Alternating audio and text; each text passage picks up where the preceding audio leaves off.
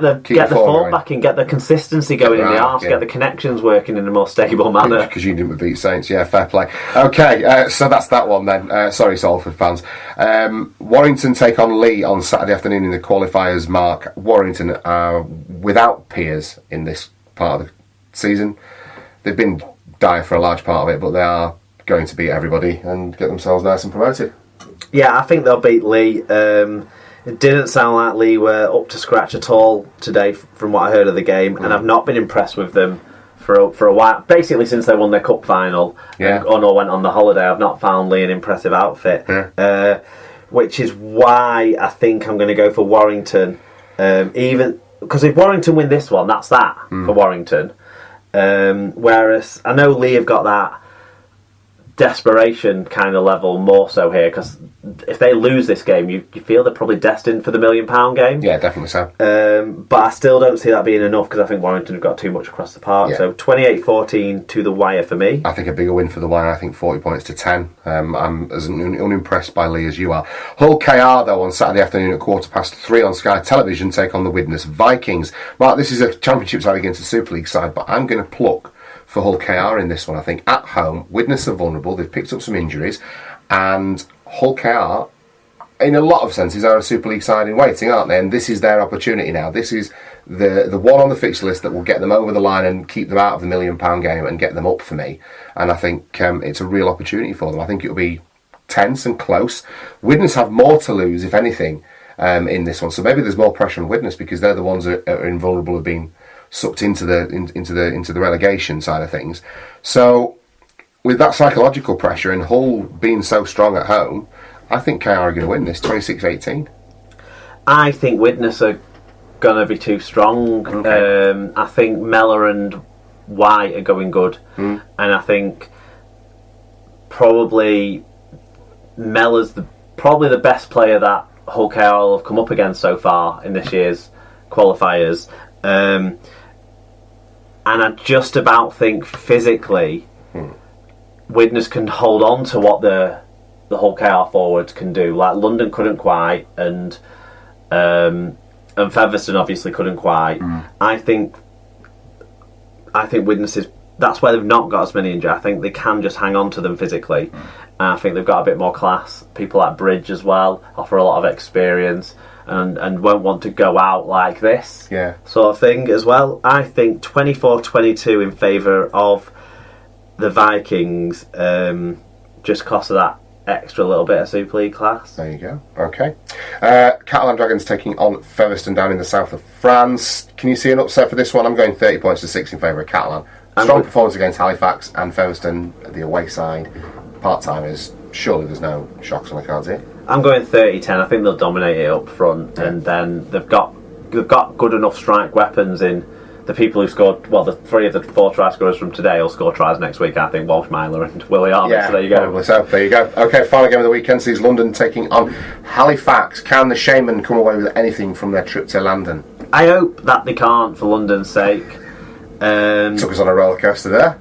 Because London, they've been so close, haven't they? And they're playing against the worst side in the qualifiers. I think that's totally fair to say, and it's not disrespecting Halifax to do that, because they've got a lot of time for them.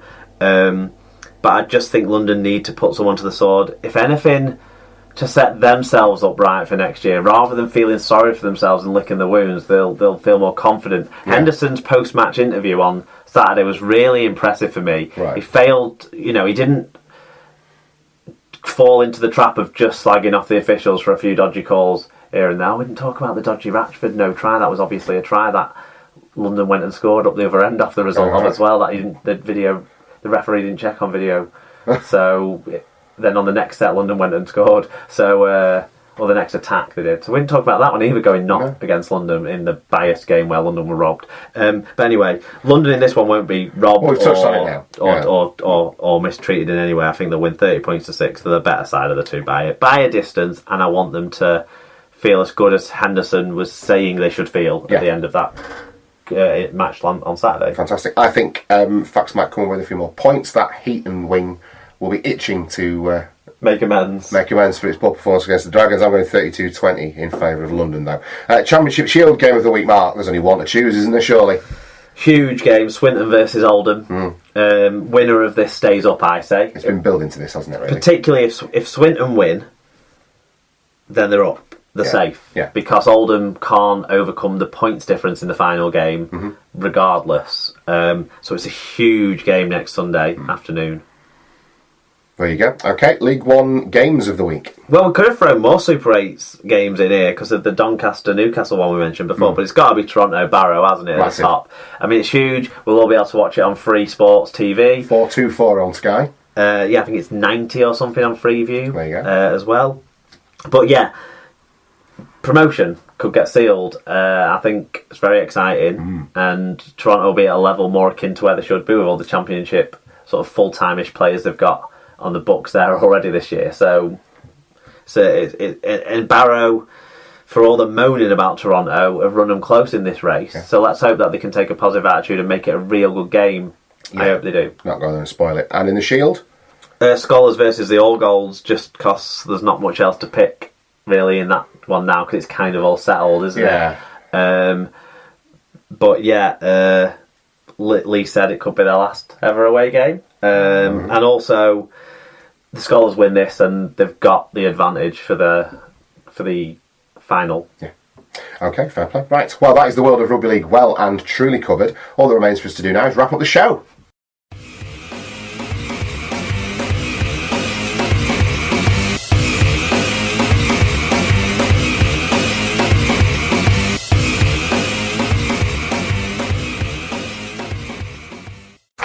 Okay, episode 158 of the Super League pod is in the bag. Your bags are packed and ready to go to Copenhagen tomorrow, Mark. But before we get excited about our little trips to continental Europe and milling about in Scandinavia, I don't know why I'm talking about like I'm going. I've got work in the morning. But we've got the quiz.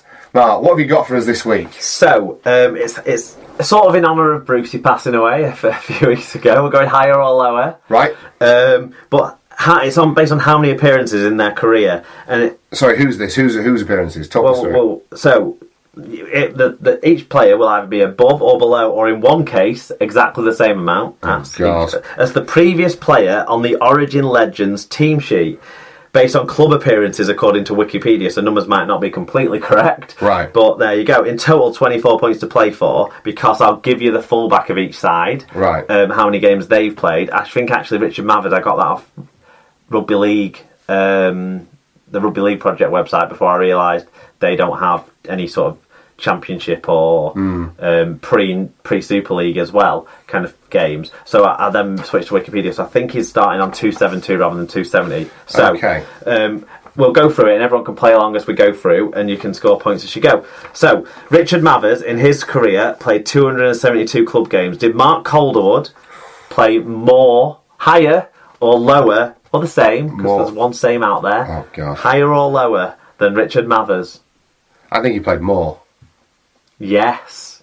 Nice one averted early doors there. Richie Mathers has been injured a lot. Richie Mathers played 272 to Mark Calderwood's 281. Oh, so it's only close though. Yeah. Okay, so 281 for Mark Calderwood. Let me write these down. Right. More. He's got to have played more than Mark Calderwood. Correct. He played 374. So 374 for Yimo, right? Keith Senior is the other centre. Played more. Keith Senior must have played more than Kirk Yimo. Yeah, that's a gimme one, isn't it? 505 for him. 505. And then the next gimme, Gareth Rayner. Less. Yes. How many did Gareth Rayner play? 228. 228. Oh, now then. Right. Now we move into the halves. Yeah. Danny Orr, did he play higher or lower than Gareth Rayner? More. Yes. He played 4-2-1. Very well played. 421. Now then.